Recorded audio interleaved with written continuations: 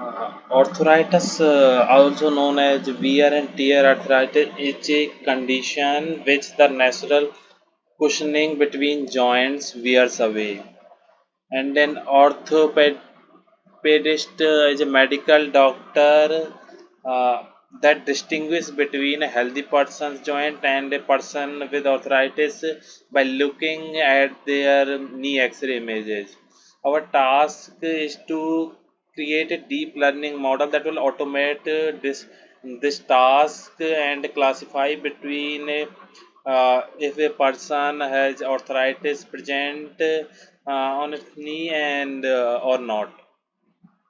So our directory structure, our dataset contains three folder: test, train, and valid, and each folder has two subfolders for one for images of normal knee joint and one for images of knee joint with arthritis condition.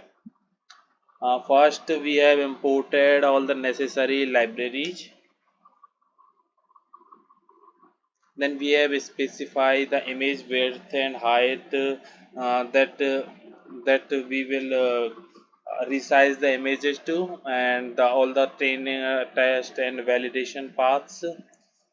As it is clear from directory structure that the directory are named after categories names, so we are taking the list of making the list of all the directories present and train folder that will be equal to all the categories that are present, and then we are calculating the length of total images present in the training directory, similarly for validation directory.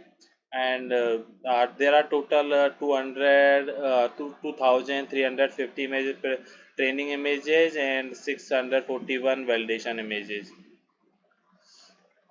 Then we are defining for a function to parse the images. In this function we will be pass a file path. We will read file from this file path using tf.io function.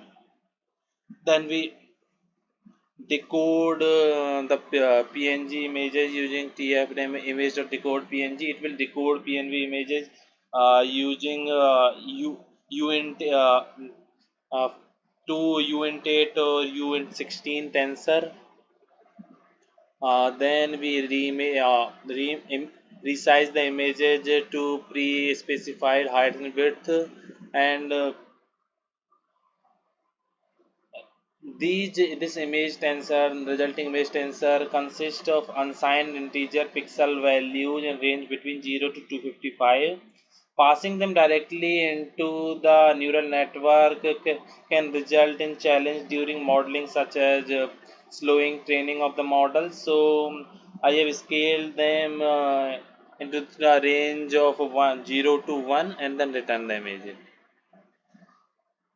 To make our data set, we first specified the collected all the file paths from the past file paths, and we collected all the file images path from the past directory path, and then shuffle all these images, randomly shuffle all these image paths.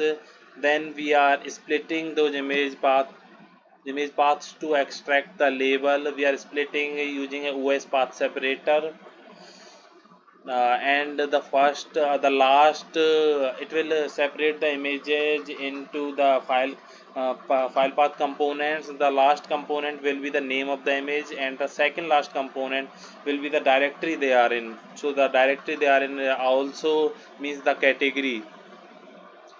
And then we are creating a tf.data set object uh, from the list of these image paths, and then mapping the previously specified parse image function to this object. It will load the images.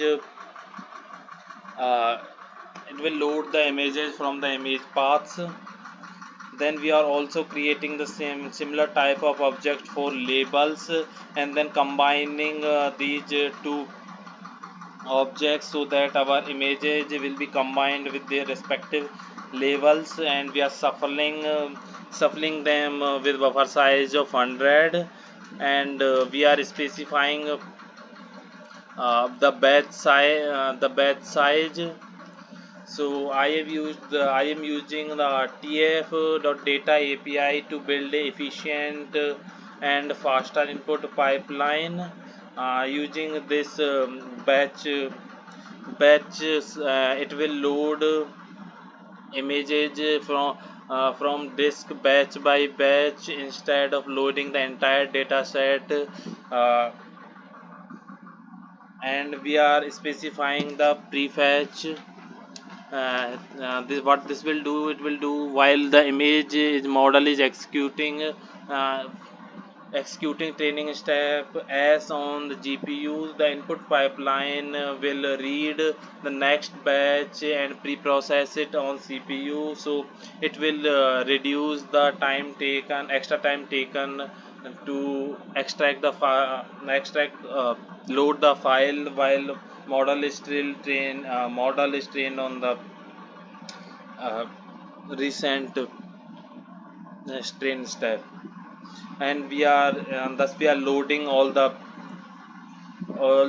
three of the loading images from all three of the directories. When we are specifying callbacks that will monitor validation loss, and if for 5 epochs, if it doesn't reduced by minimum delta, then we will stop the training.